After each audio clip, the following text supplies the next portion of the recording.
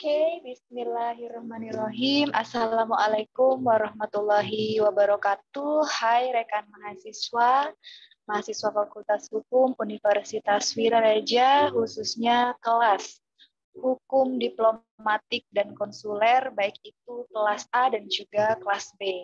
Nah, untuk mengawali perkuliahan kita di tatap muka yang ke-13, saya ingin memberikan sebuah pengantar terlebih dahulu, khususnya untuk teman-teman semester 6 yang saat ini sedang melaksanakan kegiatan PKL atau yang biasa kita sebut dengan praktek kerja lapangan periode 2022, khususnya di tanggal 13 sampai 24 Juni 2022. Nah, mahasiswaku yang saya hormati serta yang saya banggakan juga, mahasiswa Fakultas Hukum Universitas Wiraraja di Madura. Nah, untuk mata kuliah kita di tatap muka kali ini, kita akan melanjutkan mata kuliah ataupun materi-materi kita yang sebelumnya tentang yang masih dalam ruang lingkup diplomatik dan juga konsuler. Nah, pengantar yang ingin saya sampaikan kepada teman-teman sekalian, teman-teman semua, khususnya semester 6 yang saat ini sedang menjalani program PKL tersebut, di mana mata kuliah ini juga merupakan mata kuliah yang saya katakan sangat penting juga teman-teman untuk bisa dipahami secara bersama, untuk bisa dimengerti secara universal bahwa mata kuliah diplomatik konsuler ini bukan berarti harus harus teman-teman yang memang benar-benar paham di bidang hukum internasional, tidak hanya itu. Nah, sebenarnya ketika ketika mahasiswa terjun ke dalam masyarakat, hal-hal yang bersifat diplomasi itu ternyata juga dibutuhkan, ya. Jadi seni berdiplomasi, ya, seni berdiplomasi ketika kita terjun ke masyarakat itu juga dibutuhkan. Ketika kita ingin bernegosiasi dengan para pemerintah desa untuk melaksanakan program-program unggulan, untuk ingin melaksanakan sebuah program kerja, ya, itu kita membutuhkan sebuah diplomasi. Karena tidak semua pemerintah desa itu setuju dengan apa yang kita programkan, ya. Karena kadang ada beberapa desa yang kurang berkenan terhadap program kerja yang kita rencanakan tersebut. Jadi bagaimana nanti kita bisa lihai dalam melakukan sebuah diplomasi, ya, melakukan sebuah kesepakatan agar apa yang kita rencanakan itu khususnya untuk pembangunan desa ke depan itu bisa terlaksana dengan baik, ya. Syukur-syukur itu diapresiasi oleh pemerintah desa di situ. Nah, itu di balik sisi kita belajar masalah diplomasi, ya. Jadi seperti yang saya katakan di awal bahwa kita dalam melakukan sebuah diplomasi itu tidak hanya sekedar teorinya saja. Ini butuh keahlian. Ini kenapa dikatakan sebagai sebuah art, ya, sebagai sebuah seni. Nah, melanjutkan materi tentang diplomasi itu, ya, ini saya ingin sharing juga sama teman-teman semua bahwa tidak hanya seorang diplomat saja, ya, yang nantinya akan berperan dalam hubungan sebuah negara. Ternyata ada juga yang dikatakan sebagai seorang konsuler. Sebagaimana yang saya pernah jelaskan juga tempo hari, apa saja perbedaan dan juga persamaan antara perwakilan diplomatik dengan perwakilan konsuler, lalu keistimewaan-keistimewaan yang didapatkan oleh masing-masing kedua itu. Nah, sekarang saya akan membahas tentang aturan, ya, aturan yang mengatur bagaimana hubungan konsuler dan juga protokol tambahannya. Nah, teman-teman sudah tahu bahwa pengaturan tentang hukum diplomatik itu kita bisa melihatnya di dalam Konvensi Wina tahun 1961. Sedangkan untuk pengaturan tentang hubungan konsuler kita bisa melihatnya di dalam Konvensi Wina tahun 1963. Nah, teman mahasiswa yang saya hormati, bahwasanya perwakilan konsuler itu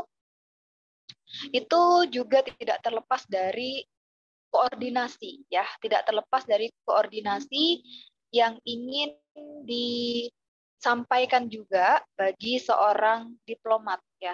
Sebagaimana yang teman-teman ketahui juga bahwa perwakilan diplomatik ataupun perwakilan konsuler ini sama-sama merupakan perwakilan dari sebuah negara. Yang artinya kalau ini sudah merupakan perwakilan sebuah negara, maka di sini tanggung jawab mereka juga terhadap negara itu sendiri. Nah, di dalam Konvensi Wina yang mengatur tentang hubungan konsuler di tahun 1963 ini, Konvensi Wina ini ada beberapa fungsi-fungsi dari seorang konsuler ya. Ini bisa teman-teman lihat di dalam pasal 5 Konvensi Wina 1963. Bahwa di sini fungsi seorang konsuler itu adalah untuk melindungi kepentingan negara pengirim ya, yang seperti saya katakan tadi bahwa baik itu seorang diplomatik ataupun seorang konsulat ya, itu sama-sama bertanggung jawab terhadap negara ya, khususnya negara pengirim, negara yang mengutus mereka.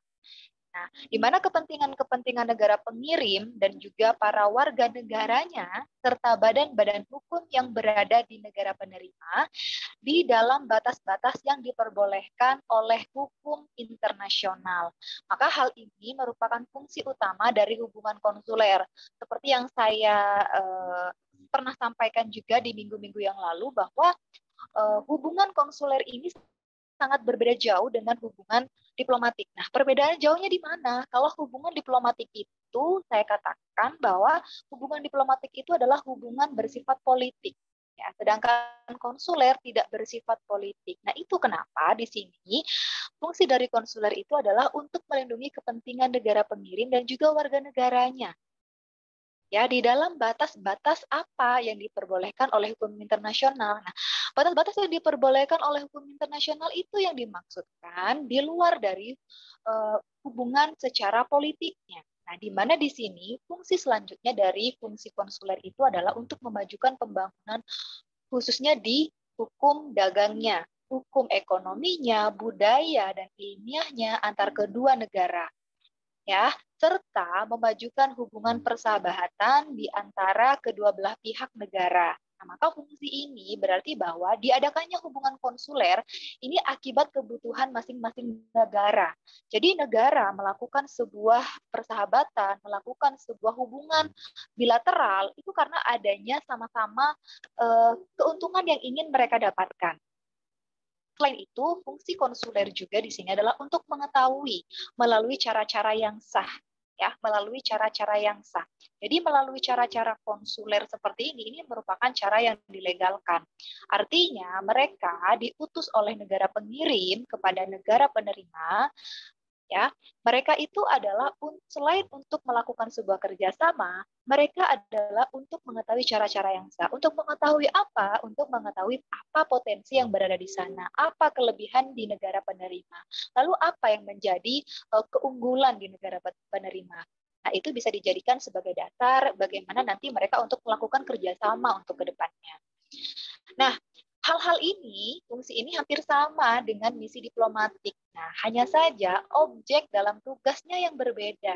Nah, perbedaannya saya sudah pernah jelaskan juga di pertemuan-pertemuan sebelumnya, di mana pertemuan-pertemuan sebelumnya saya juga sempat mengutarakan persamaan dan perbedaan di antara perwakilan diplomatik dan juga perwakilan konsuler. Fungsi konsuler selanjutnya di sini adalah untuk mengeluarkan dokumen-dokumen penting ya, khususnya dokumen perjalanan seperti paspor kepada para warga negara dari negara pengirim dan juga bisa mengeluarkan visa atau dokumen-dokumen yang sah ya untuk orang-orang yang akan bepergian ke negara pengirim.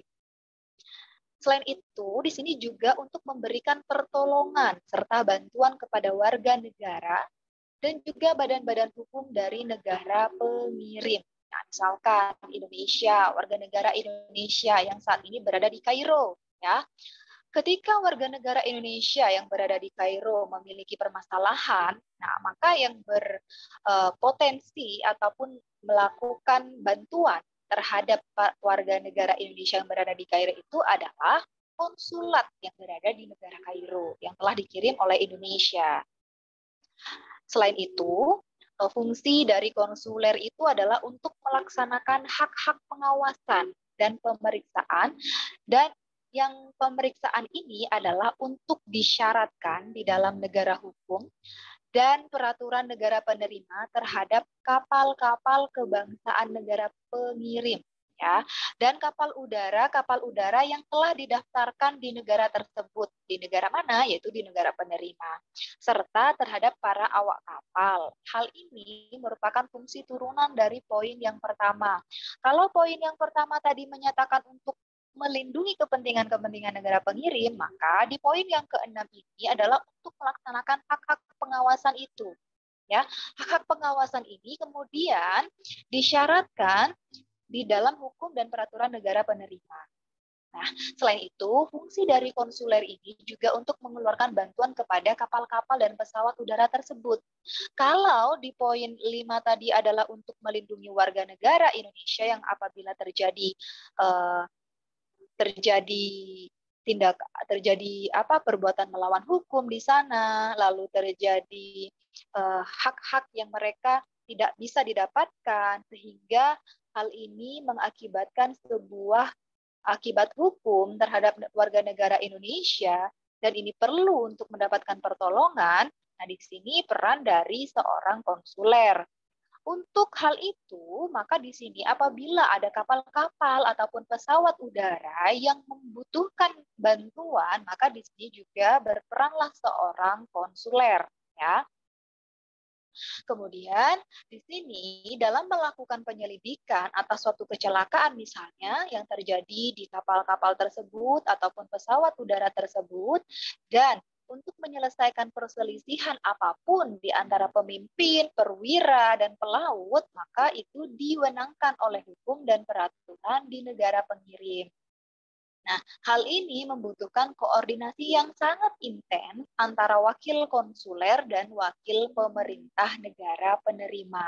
Maka di sini apabila terjadi sengketa di atas kapal, di atas pesawat, maka kemudian ini merugikan kedua belah pihak, maka di sini dilakukan koordinasi yang sangat intens antara wakil konsuler dengan wakil pemerintah negara penerima. Bagaimana nanti untuk menyelesaikan permasalahan ataupun sengketa tersebut, ya. Kemudian di sini fungsi dari seorang konsuler yang selanjutnya adalah untuk melakukan fungsi-fungsi yang lain, ya. Fungsi yang seperti apa? Yaitu dipercayakan kepada kantor konsuler oleh negara penerima atau yang ditentukan di dalam perjanjian internasional. Nah, di mana hal ini berarti konsuler ini dapat berfungsi untuk segala hal selama hal tersebut diperjanjikan dan memenuhi kausa halal dalam hukum internasional. Artinya ini tidak jauh berbeda ya dengan kesepakatan di dalam hukum perdata nasional. Di mana hukum perdata nasional ini berlaku asas pacta sunt servanda. Asas di mana kedua belah pihak apabila menyepakati terhadap klausul yang telah mereka perbuat, maka itu berlaku sebagai undang-undang bagi mereka yang membuatnya. Nah, kemudian hal-hal yang seperti ini dipercayakan kepada kantor konsuler oleh negara penerima yang ditentukan dalam perjanjian internasional, yang kemudian hal ini berarti konsuler dapat berfungsi sebagai hal-hal untuk menengahi perjanjian-perjanjian yang bersifat keperdataan seperti ini dalam ranah hukum internasional. Jadi di sini juga adalah fungsi dari seorang konsuler. Ini teman-teman bisa lihat di dalam pasal 5 Konvensi Wina 1963 ya, teman-teman mahasiswa. Nah, untuk selanjutnya beberapa istilah penting yang juga perlu teman-teman ketahui dalam Konvensi Wina 1963 tentang hubungan konsuler. Di sini ada istilah-istilah ya, ada banyak sekali istilah yang teman-teman nanti akan temui dalam mempelajari tentang konsuler ya, hubungan konsuler. Ada konsuler pos ya. Yang dimaksud dengan konsuler pos di sini adalah konsulat jenderal. Ya, setiap konsulat jenderal, konsulat, wakil konsulat atau kantor konsuler itu disebut konsuler pos. Jadi kalau misalnya teman-teman membaca sebuah artikel, maka istilah konsuler pos itu sama dengan kantor konsuler atau konsulat jenderal atau gedungnya ya. Biasanya kalau di hukum diplomatik itu di perwakilan diplomatik Nah, itu dikatakan sebagai KBRI, Kedutaan Besar Republik Indonesia. Nah, kalau gedung untuk khusus konsulat ya, ini kita bisa sebut dengan konsuler pos. Nah, istilah selanjutnya di sini juga ada konsuler distrik. Konsuler distrik ini diartikan sebagai sebuah daerah yang ditetapkan untuk menjalankan fungsi konsuler.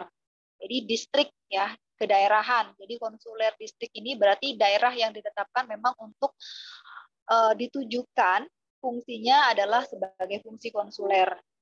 Selanjutnya di sini juga ada kepala konsuler pos. Nah, ini sudah orangnya ya, bukan tempatnya lagi. Sudah orangnya ataupun subjek hukumnya.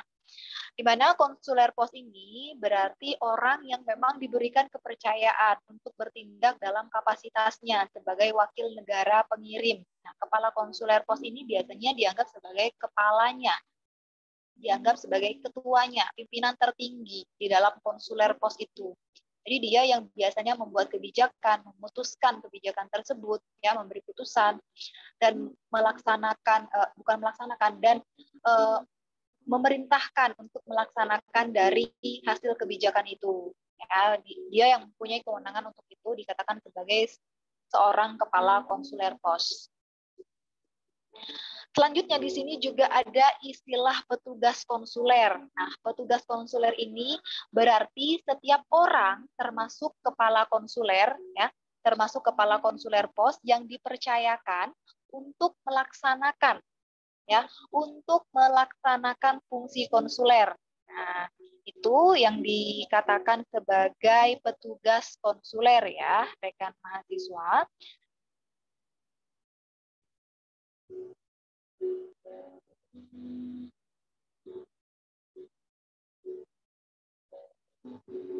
Oke, saya lanjut lagi ya. Nah, istilah selanjutnya di sini ada karyawan konsuler. Berarti setiap orang yang memang bekerja untuk di bagian pelayanan teknis administratif di sebuah pos konsuler atau kantor konsuler itu dikatakan sebagai karyawan konsuler, sama juga dengan karyawan-karyawan pada beberapa korporasi yang lainnya ya rekan mahasiswa. Selain itu ada anggota staf layanan. Anggota staf layanan ini berarti setiap orang yang memang bekerja di bidang pelayanan secara domestik konsuler. Beda dengan karyawan konsuler ya. Kalau karyawan konsuler itu yang memang bekerja untuk bagian administrasinya saja ya di sebuah kantor konsuler itu tidak melayani secara pelayanan kepada yang membutuhkan pelayanan itu. Nah, sedangkan anggota konsuler ini ya berarti petugas konsuler, konsuler karyawan dan anggota staf pelayanan itu dikatakan sebagai anggota konsuler ya. Anggota staf konsuler ini berarti petugas konsuler selain kepala konsuler pos. Nah, kepala konsuler pos itu tidak dikatakan sebagai anggota karena dia memang posisinya adalah sebagai ketua ataupun pimpinan tertinggi ya mahasiswa. Konsuler karyawan dan juga anggota staf layanan ini dikatakan sebagai anggota staf konsuler.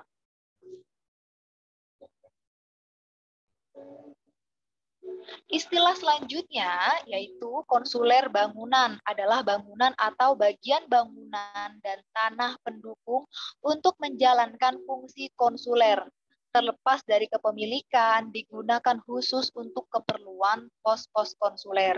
Jadi konsuler bangunan ini bukan lagi subjek hukumnya ya. Jadi konsuler bangunan ini sudah menjadi benda ya. Ini adalah bendanya. Jadi tempat di mana ini digunakan untuk menjalankan fungsi-fungsi konsuler, di mana fungsi ini terlepas dari kepemilikan yang digunakan khusus untuk keperluan pos dari konsuler itu.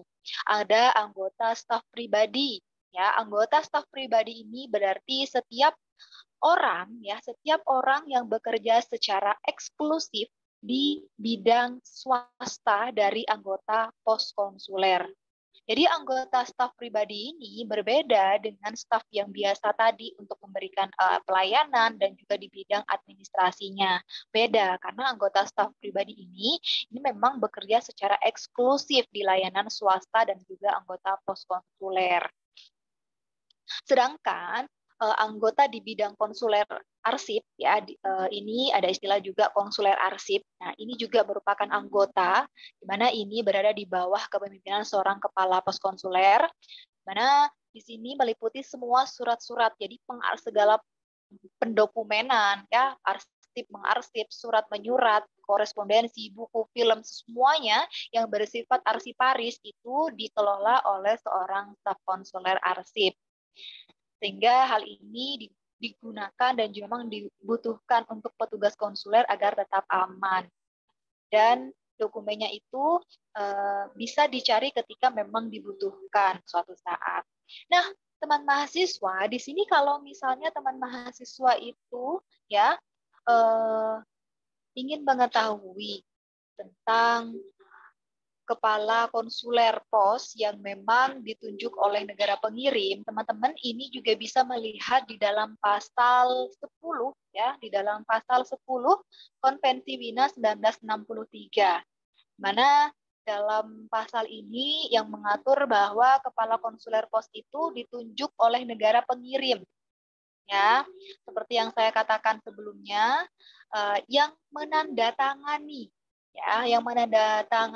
surat pengutusan terhadap mereka yang memang diutus itu, kalau itu yang berangkat adalah perwakilan diplomatik, maka yang menandatangani itu adalah kepala negara.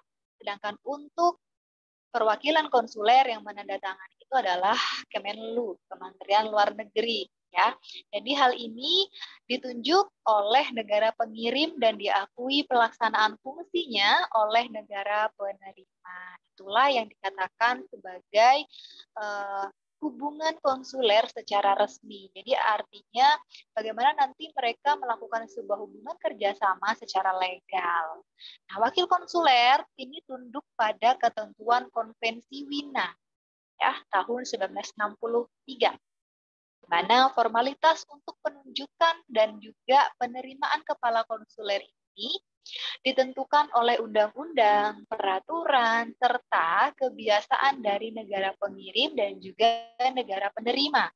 Hal ini bagaimana bisa kita ketahui? Hal ini dapat kita ketahui apabila dari masing-masing negara, baik itu negara pengirim ataupun negara penerima, itu telah melakukan ratifikasi terhadap Konvensi Wina 1963 ini.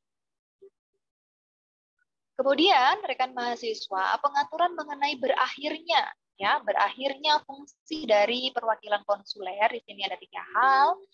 Seperti yang saya pernah jelaskan di minggu kemarin juga, bahwa hal ini bisa teman-teman ketahui apabila negara pengirim itu telah membawa ya, apabila negara pengirim ini telah membawa pemberitahuan ataupun mengirimkan sebuah pemberitahuan kepada negara pengirim ya, bahwa negara penerima ini fungsi konsuler itu telah berakhir.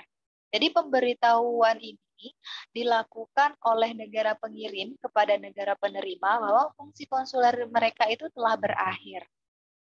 Jadi ketika seorang konsuler itu melakukan fungsi dan juga tugas-tugasnya sebagai seorang konsuler ya, sebagai seorang konsulat, maka ada kalanya tugas mereka itu berakhir ya. Berakhir ketika si negara pengirim atau sending state itu telah mengirimkan surat kepada negara penerima bahwa mereka telah memanggil kembali perwakilan mereka ya untuk mengakhiri tugas-tugasnya sebagai seorang konsuler. Selain itu, mereka juga bisa berakhir tugasnya dan juga fungsinya dengan cara penarikan eksekuatur.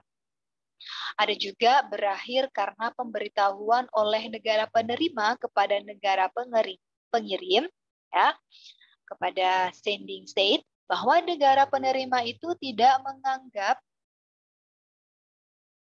tidak menganggap wakil konsuler tersebut sebagai agen konsuler resmi karena alasan tertentu.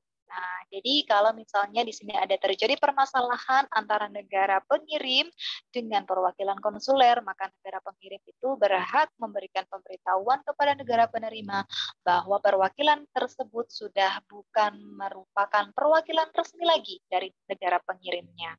Nah, itu tiga hal yang jadi alasan berakhirnya seorang konsuler itu bertugas menjadi seorang konsuler.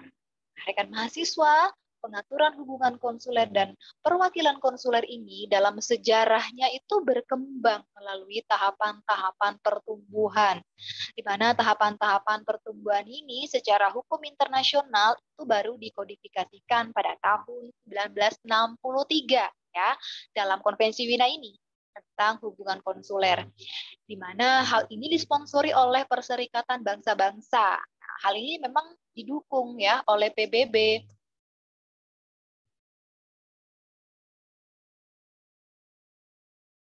Oh, oh, bos, 15%. Anu songko, apa roh? Paus.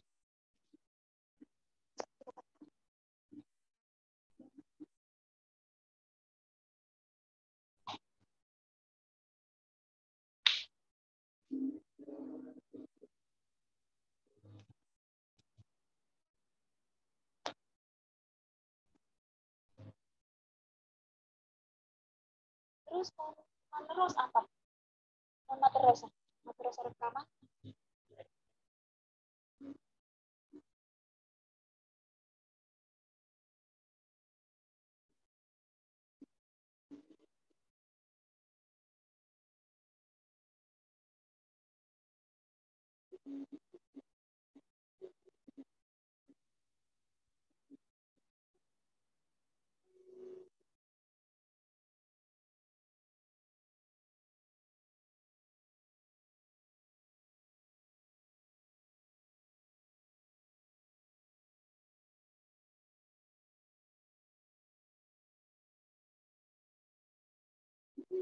Laria ya. Laguna saya keterus itu.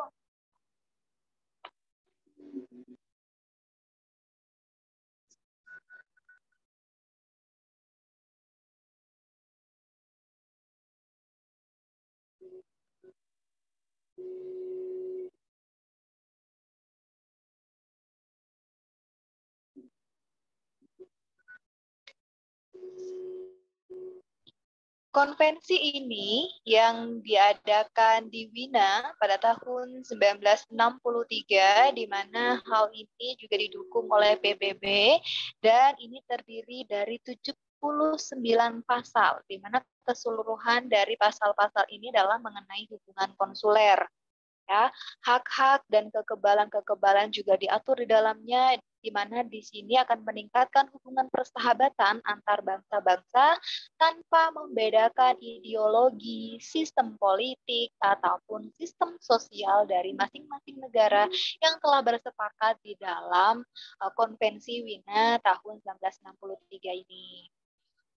Pengaturan hubungan konsuler dan perwakilan konsuler ini juga mengatur tentang hak keistimewaan dan juga kekebalan dari seorang konsuler, di mana di sini diberikan hanyalah guna untuk memberikan jaminan pelaksanaan fungsi perwakilan konsuler tersebut secara efisien, bahwa konvensi ini adalah untuk hubungan konsuler.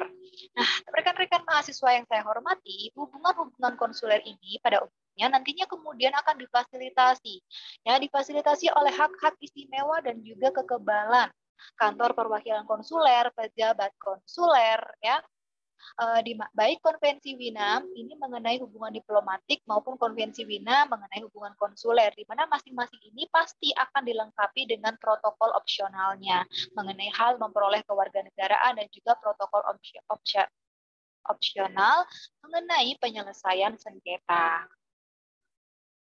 Nah, dari sini yang bisa saya sampaikan rekan mahasiswa terkait Konvensi Wina 1963. Teman-teman juga bisa sembari membaca Konvensi Wina ataupun terjemahan Konvensi Wina 1963 tentang hubungan konsuler ini, di mana di sini apabila teman-teman mahasiswa ada yang ingin ditanyakan terkait hubungan konsuler, ya, hubungan konsuler, teman-teman bisa komentar ataupun langsung kita diskusikan di grup. Dan untuk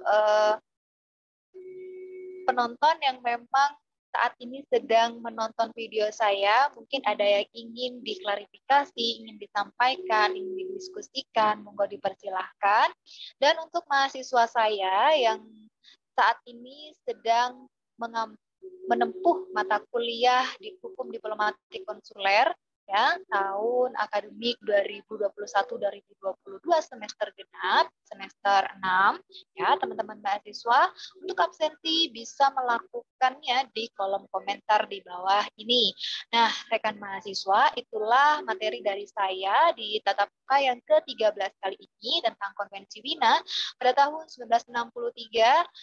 Hal ini yang mengatur tentang hubungan konsuler dan juga protokol tambahannya. Nah, di next video saya akan menjelaskan tentang misi, ya, misi tambahan yang bisa dilaksanakan di dalam hukum diplomatik dan juga konsuler. Rekan mahasiswa yang saya hormati, mengakhiri pertemuan kita di tatap muka yang ke-13. Saya mohon maaf apabila ada yang kurang berkenan dari penyampaian materi saya, dan saya harap teman-teman mahasiswa sedikit banyak bisa menyaksikan ataupun menyimak video saya ini agar bisa nantinya dipelajari di berbagai waktu. Tidak harus saat ini, teman-teman bisa sambil berkegiatan, beraktivitas, ya, sambil menyimak video saya, digunakan sebagai bahan materi untuk ujian akhir semester nanti. Ingat, ujian akhir semester kita akan laksanakan secara luring, ya, di kampus Wiraraja sekitar pertengahan bulan Juli, ya, teman-teman mahasiswa. Akhir kata saya ucapkan terima kasih banyak telah menyimak video saya. Saya akhiri. Assalamualaikum warahmatullahi wabarakatuh.